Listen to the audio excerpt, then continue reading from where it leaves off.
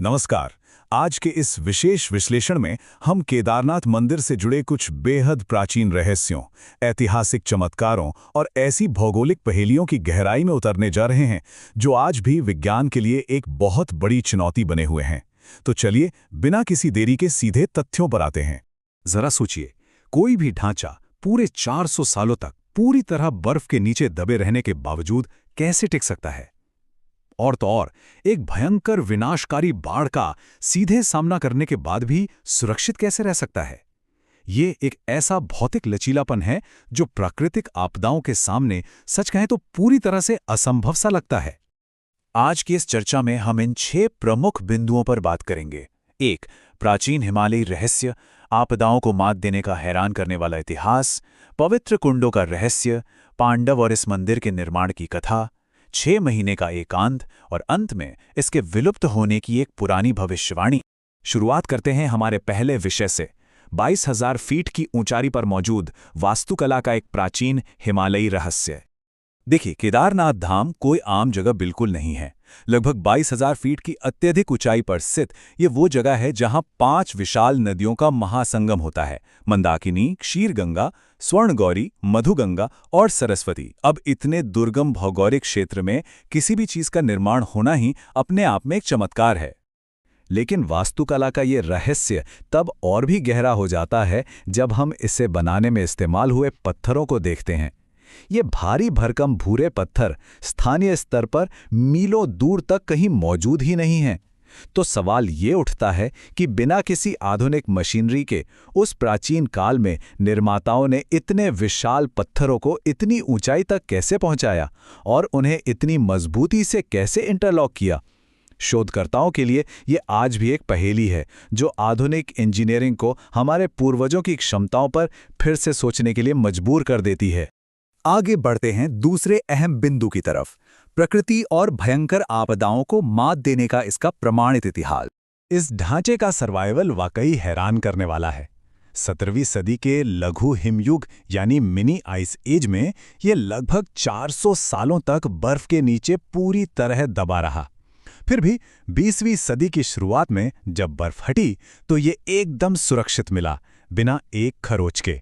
और सबसे हैरान करने वाली बात तो साल 2013 की प्रलयंकारी बाढ़ थी जिसका इसने डटकर सामना किया।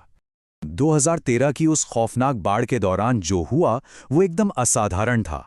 पानी के बेहद तेज बहाव के साथ एक विशालकाय 5,000 साल पुराना पत्थर, जिससे भीमशिला कहा जाता है, लुढ़कता हुआ नीचे आया।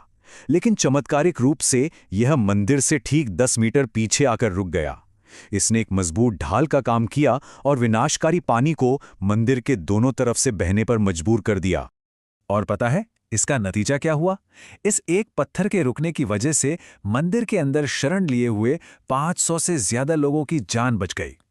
जो बात वास्तव में सोचने पर मजबूर करती है वो ये है कि बाद में आधुनिक वैज्ञानिकों ने भारी उपकरणों की मदद से इस पत्थर को हिलाने की बहुत कोशिश की, लेकिन वे इसे 1 इंच भी नहीं खिसका सके। अब आते हैं तीसरे विषय पर, यहाँ के पवित्र और रहस्यमयी कुंड। 2013 की उस भीषण आपदा से पहले इस क्षेत्र में 5 कुंड हुआ करते थे, लेकिन उनमें से 3 उस प्रलय में हमेशा के लिए गायब हो गए। जो 2 कुंड अवशेष बचे हैं उनके गुण एक दूसरे से एकदम अलग और बेहद दिलचस्प हैं।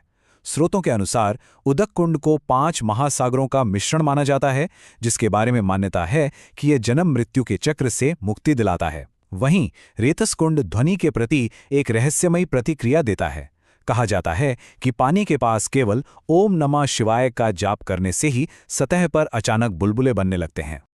चलिए अब रुख करते हैं हमारे चौथे विषय का, महाभारत काल और पांडवों से जुड़ा इस मंदिर के निर्माण का इतिहास।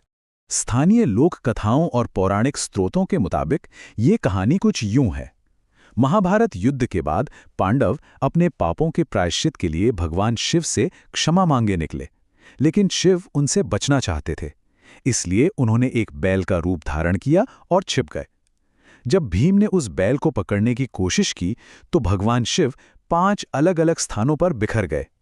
इन्हीं स्थानों को आज पंच केदार के रूप में पूजा जाता है और ऐसा माना जाता है कि पांडवों ने ही सबसे पहले इस मंदिर का निर्माण करवाया था।